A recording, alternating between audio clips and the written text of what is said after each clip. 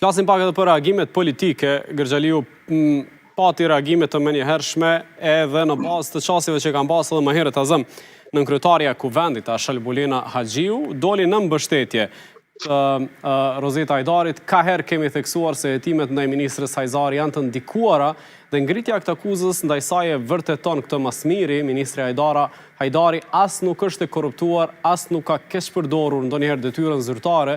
Për këtë rast jam i njoftuar në çdo detaj, pasi edhe avokatura shtetërore ka qenë e përfshirë me qëllim të mbrojtjes së interesit publik. Kjo akuzë është e motivuar politikisht, pa asnjë bazë reale dhe dukshëm e qëllimshme.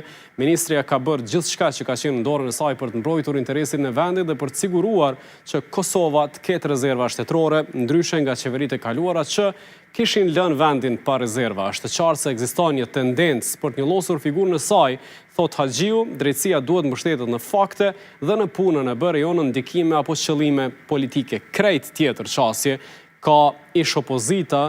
Në profilin e saj në Facebook, shefja e grupit parlamentar të LDK-s, Hykmete Bajrami, shkruan kështu: Albini ka marrë vendim, bëhet fjalë për Albin Kurtin, kryeministër në kohën kur është nënshkruar kjo çështje. Me ba blerje sekrete të Miellit të Vajit, Albini ka lejuar me u nënshkru mbi 2400 tender sekret në vlerë prej 270 milion euro. Albini ka leju mafinë energjetike dhe rreth 800 milion euro import rrymës. Andaj edhe unë dhe gjithë ata që duan këtë republikë kemi probleme me Albin Kurtin. U befasova se si ai nuk qenka pjesë e akuzës dhe është shpërndar pashtu edhe ky vendim që ka të bëjë pikërisht me kërkesën e departamentit rezervave për procedurat e prokurimit për furnizim me produkte të rezervës shtetërore, duke klasifikuar lëndën e kontratës si sekret.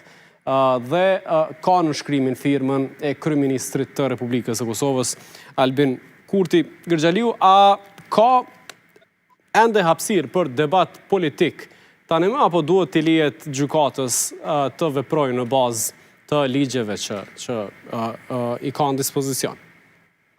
Harris besoj që pati më i madh i Kosovës është Kosova për kundër sfidave me cilat ballafaqohet, e ka një sistem të drejtësisë që mund të jetë model për Kuvendit Ballkanit Perëndimor, po edhe me gjerë. Lind pyetja çka kish me ndodhur me Kosovën, mos e kishin gjykatën kushtetuese që e ka atë guxim që të ballafaqohet me kërkesa të shumta. E kemi një gjykatë supreme që vërtet është duke bërë një punë profesionale. E di që këto komente do të shkëndrojnë në sulmin ndaj meje, sepse ta mbrojë gjykatën kushtetuese drejtësinë është jo e akseptuar pozitivisht për një masë të militantë, partijak dhe politik, por ky është realiteti dhe duhet vërtet shprehim mirënjohje ndaj këtyre institucioneve të drejtësisë. Në anë të dytë, reagimet e lexuara kanë të bëjnë, do të thotë, sikur në Kosovë është prunë një vendim dhe këta janë gjyku. Ne flasim vetëm për një akt akuze, prandaj komente të tilla shumë më tepër e dëmtojnë procesin se sa që e mbrojnë.